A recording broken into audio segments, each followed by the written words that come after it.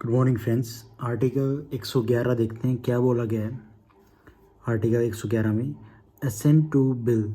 Ascent means sign और pass the bill. कैसे, कौन साइन तो के बारे में कि भाई साइन कब प्रेजेंट साहब करेंगे इस पे, sign the bill, sign to the bill. तो कैसे एक प्रोसीजर है साइन करने का भी। पहले कहाँ जाएगा बिल, उसके बाद कहाँ, फिर कैसे प्रेजेंट साहब किस केस में उसको रिटर्न कर सकते हैं। तो अलग अलग आर्टिकल में अलग अलग बात बोली गई है। तो 111 में साइन के बारे में बोला गया, तो वो देखते हैं just. When a bill has been pass by Lok Sabha, जब एक बिल लोकसभा के द्वारा पास किया जाता है, it shall be presented to the president, तो उसको प्रेसिडेंट के पास भेजा जाता है या प्रेजेंट किया जाता है। The president shall declare either that he assent, तो प्रेसिडेंट साहब या तो उसको डिक्लेयर कर देते हैं साइन मार के पास, और या फिर क्या बोला गया, टू द बिल और that withhold assent therefrom, या फिर वो अपने पास रखते हैं या फिर साइन नहीं करते हैं। ठीक है।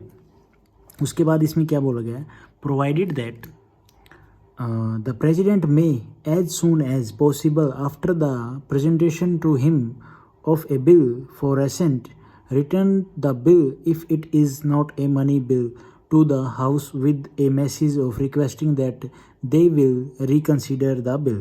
क्या बोला गया, अगर मनी बिल नहीं है, क्या अगर मनी बिल नहीं है, मनी बिल होगा तो उस पर वो साइन मार के दे देगा, साइन कर देगा, उस पास कोई वही नहीं है।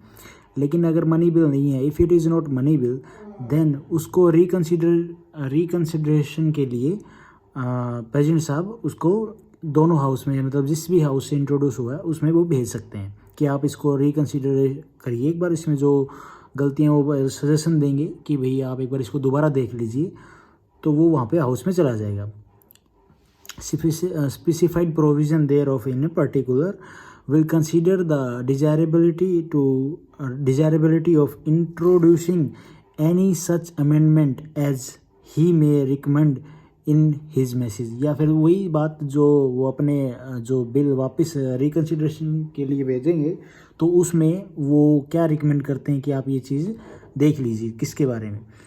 When a bill is so return, जब बिल रिटर्न कर दिया जाता है हाउस को, कोई भी हाउस हो, लोकसभा या राज्यसभा, शैल रिकन्सिडर द बिल अकॉर्डिंगली, वो रिकन्सिडर करेंगे उस बिल पे।